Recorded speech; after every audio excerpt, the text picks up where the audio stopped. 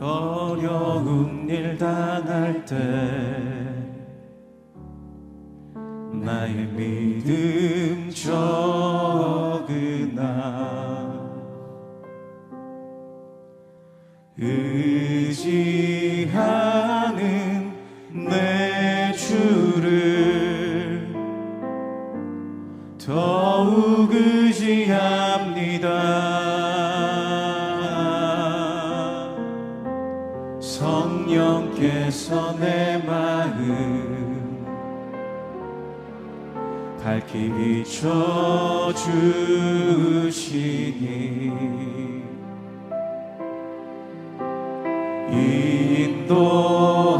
인도하심 따라서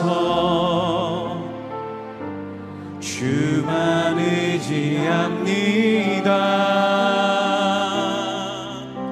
세월이 지나갈수록 의지할 것은 예수뿐일세.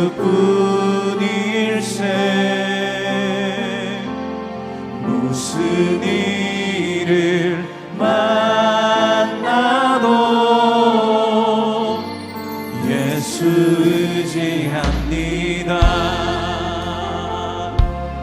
아멘. 제11장. 예수께서 한 곳에서 기도하시고 마치심에 제자 중 하나가 여짜오되, 주여, 요한이 자기 제자들에게 기도를 가르친 것과 같이 우리에게도 가르쳐 주옵소서. 너희는 기도할 때 이렇게 하라. 아버지여, 이름이 거룩히 여김을 받으시오며 나라가 임하시오며 우리에게 날마다 일용할 양식을 주시옵고 우리가 우리에게 죄 지은 모든 사람을 용서하오니 우리 죄도 사하여 주시옵고 우리를 시험에 들게 하지 마시옵소서 하라. 너희 중에 누가 벗이 있는데 밤중에 그에게 가서 말하기를, 벗이여, 떡 3덩이를 내게 구워달라. 내 벗이 여행 중에 내게 왔으나 내가 먹일 것이 없노라 하면, 그가 안에서 대답하여 이르되, 나를 괴롭게 하지 말라. 문이 이미 닫혔고 아이들이 나와 함께 침실에 누웠으니 일어나 내게 줄 수가 없노라 하겠느냐. 내가 너희에게 말하노니 비록 벗됨으로 인하여서는 일어나서 주지 아니할지라도 그 간청함을 인하여 일어나 그 요구대로 주리라.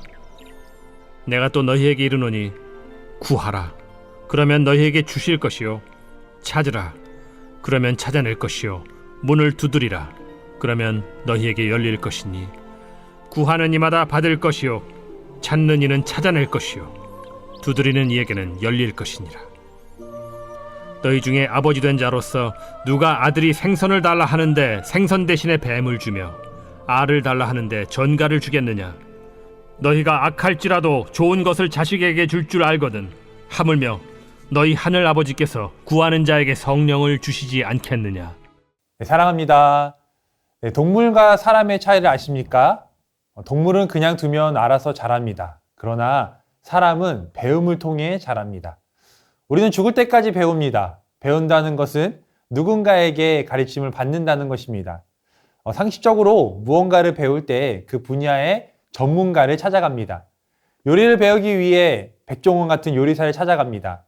축구를 배우기 위해 박지성 같은 축구 선수를 찾아갑니다. 오늘 말씀에서 제자들은 기도를 잘하고 싶었습니다. 잘한다는 표현보다는 올바른 기도를 하고 싶었던 것 같습니다. 그래서 기도의 대가이신 예수님을 찾아갔습니다. 왜냐하면 예수님은 기도의 대가셨기 때문입니다. 예수님은 어떻게 기도하셨나요? 습관을 따라 기도하셨습니다. 철야 기도하셨고요. 새벽 기도하셨습니다. 땀이 핏방울이 되도록 기도하셨습니다. 십자가 달려 돌아가시는 죽음의 문턱에서도 기도하셨습니다. 오늘 여러분과 함께 읽은 말씀도 1절에 보면 기도하시고 마치심에 기도하고 계셨습니다.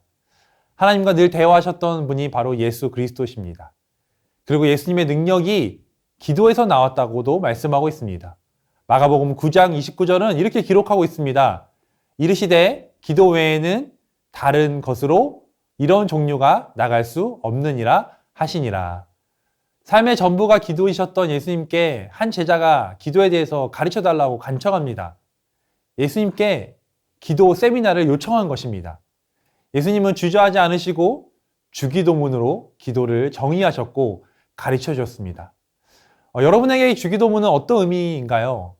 제가 청소년들에게 주기도문이란 무엇인가 라고 질문을 던져줬을 때 성경책 가장 앞에 있는 주기도문, 또한 예배 시작할 때 외우는 기도문. 우리는 주기도문은 가운데 기도라는 단어를 빼고 주문처럼 외우고 있지 않나요? 주기도문은 주님이 주신 기도문입니다. 주기도문 안에 엄청난 의미와 은혜와 주님의 뜻이 들어있는데 잘 모르고 넘어가는 경우가 있다는 거예요. 한 제자가 어떻게 기도해야 하나요? 라는 질문에 주님은 자세히 하나하나 가르쳐 주신 것이 아니라 주기도문을 읊으셨습니다. 오늘 말씀을 통해 이 주기도문 안에 숨겨진 보화들을 찾아보려고 합니다. 이해하기 쉽게 육하 원칙으로 질문과 답을 하며 말씀을 나눠보려고 합니다. 첫 번째는 who입니다. 누구예요? 누구에게 기도해야 하나요? 라는 이 질문에 하나님 아버지께 기도합니다. 하나님 아버지께 기도하는 것입니다. 2절을 보면 너희는 기도할 때 이렇게 기도하라. 아버지여. 기도의 대상을 알려주십니다. 세상에 수많은 종교도 기도를 합니다. 그러나 기도의 대상이 다릅니다. 놀라운 건 그 어느 종교도 신을 아버지라고 부르지 않습니다. 사실 우리가 믿는 기독교도 구약시대에는 그 여호와, 즉 하나님의 이름을 함부로 부르거나 함부로 쓰지 않았다고 합니다. 여호와라는 단어를 쓸 때 온 몸을 싣고 썼다고 합니다. 그런 예수님께서 이 땅에 오셔서 하나님과의 관계를 신과 인간의 관계가 아닌 아버지와 자녀의 관계로 바꿔주셨습니다. 아버지는 어떤 분이신가요? 오늘 말씀에 나와 있는 것처럼 돌을 달라고 해도 떡을 주시는 분이고 생선을 달라고 하는데 뱀을 주지 않으시는 분입니다. 13절이 중요하죠. 13절을 읽어보면 너희가 악할지라도 좋은 것을 자식에게 줄 줄 알거든.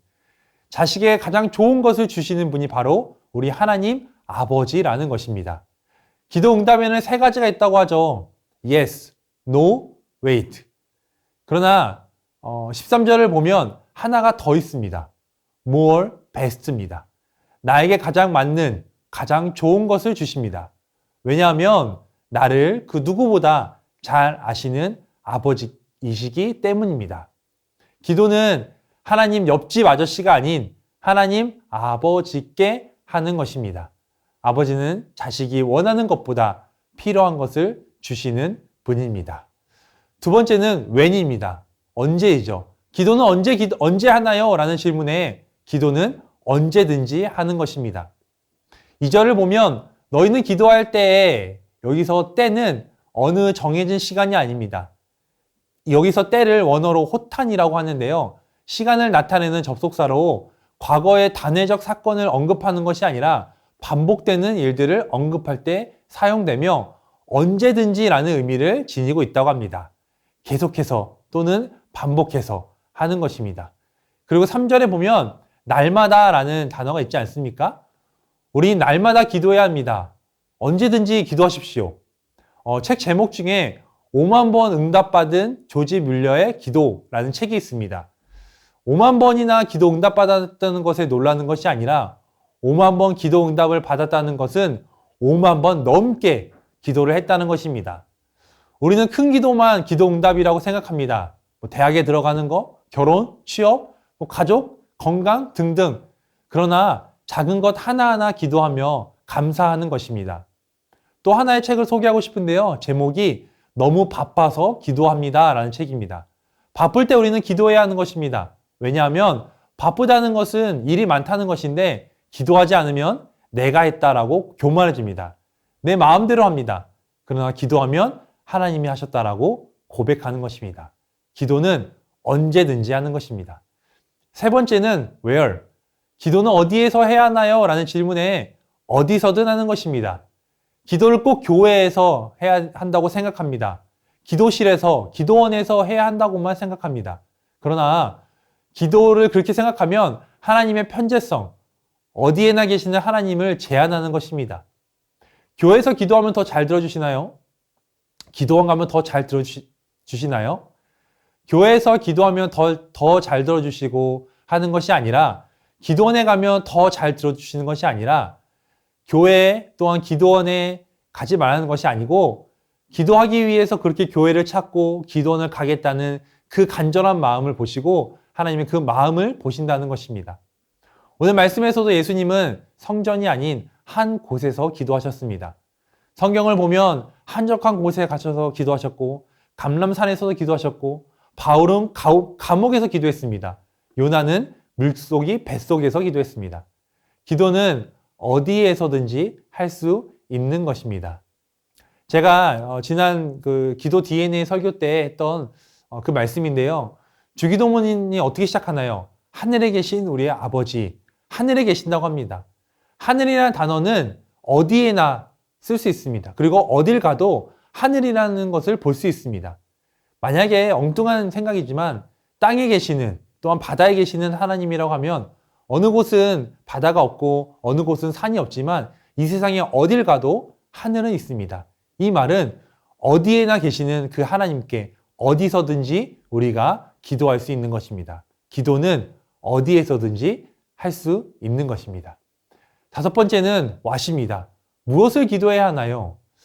주기도문을 가지고 말하자면 첫 번째는 하나님의 이름이 거룩하게 되는 것을 위해 기도하고, 하나님의 나라가 임하길 기도하고, 일용할 양식을 위해 기도하고, 죄를 용서하는 회개 기도를 하는 것입니다. 또한 시험에 들지 않게 기도하며 나를 위한 기도보다는 하나님 나라, 그리고 하나님을 위한 기도를 하는 것입니다.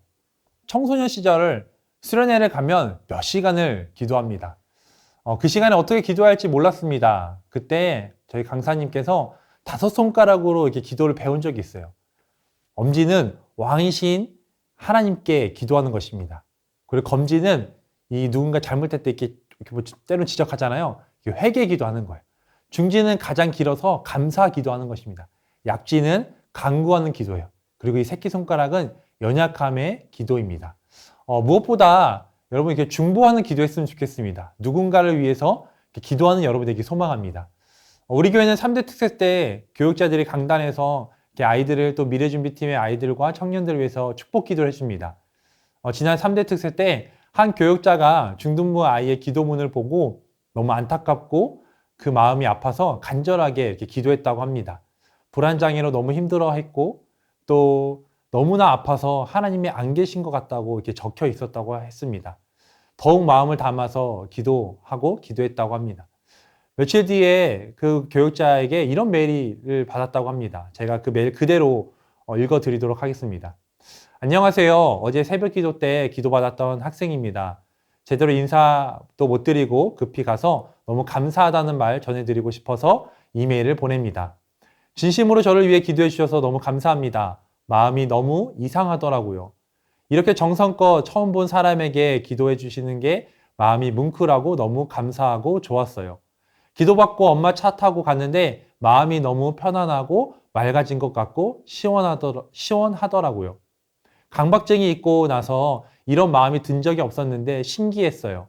그 이후로도 저녁에 과외 수업을 받는데 다른 때 같으면 많은 불안과 생각들 때문에 집중을 잘 못하고 머릿속에 그 생각들로 온통 가득 차 있는데, 오늘은 수업하는데 생각도 거의 안 올라오고 좋은 생각만 나고 금방 끊고 집중할 수 있어서 너무 행복하고 감사했어요. 목사님께 하나님께 너무 감사하다고 말씀을 꼭 드리고 싶어서 교회 홈페이지 이메일을 보고 연락드려요 라고 이렇게 연락이 왔다고 합니다. 누군가를 위해 기도할 때 간절히 기도하십시오. 연약한 우리가 기도할 때 높으신 능력이 많으신 하나님께서 그 능력을 가지고 기도 응답해 주십니다. 그 다음은 how입니다. 어떻게 기도해야 하나요? 기도는 잘하는 것이 아니라 하는 것입니다.